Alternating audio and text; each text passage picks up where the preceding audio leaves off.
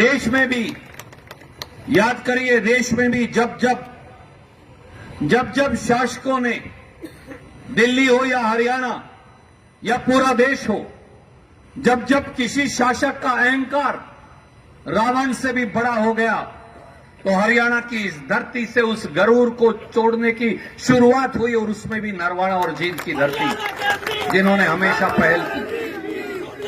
मेरे बुजुर्गों साथियों, आज लंबी तकरीर का दिन नहीं, क्योंकि शैलजा जी को अपना नामांकन भरना है, पर ये वो धरती है। मैं और शैलजा जी रास्ते में बात कर रहे थे, ये वो धरती है जिसके कण कण को अगर हम अपनी चमड़ी की जूती पहनाकर आपको पहना दे तो भी शायद आपका एहसान उतार नहीं सकते। अगर रणदीप की रगों में दौड़ने वाले हर रक्त के कतरे को अगर आपके ऊपर न्योछावर भी कर दें तो भी शायद आपका एहसान उतार नहीं सकते। अगर इस चमड़ी का एक एक हिस्सा खुरेज कर, चाकू से काट कर आपके ऊपर न्योछावर कर दें तो भी शायद आपका एहसान उतार नहीं सकते।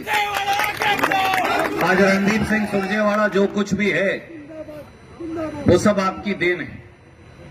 ये भी सही है कि इन्हीं गलियों, इन्हीं सड़कों के ऊपर आपके संस्कार और संस्कृति सीखकर आपने उंगली चलाकर जिंदगी के इस मुकाम पर लाकर खड़ा कर दिया।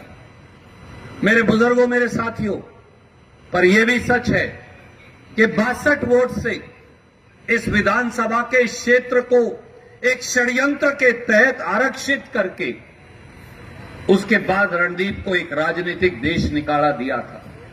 बहन जी भी इस बात की चर्चा कर रही थी। उसके बाद तीन बार वो लोग विधायक बने जिनसे हम सबको बड़ी उम्मीद थी।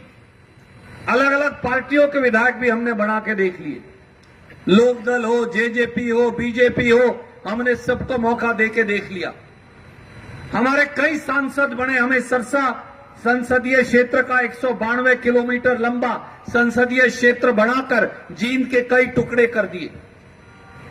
कलायत को कैथल में मिलाकर कुरुक्षेत्र के साथ डाल दिया, उचाड़ा को सिरसा में छोड़ दिया, जो हिसार में छोड़ दिया, जो आपका ओरिजिनल पार्लियामेंट क्षेत्र था।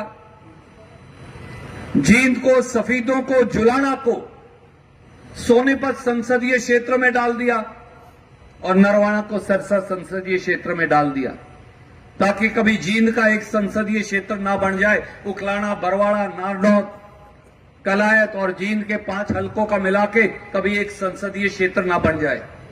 तो वीरेंद्र सिंह जी से भी इस बारे में कई बार बात होती। उसका नतीजा क्या हुआ?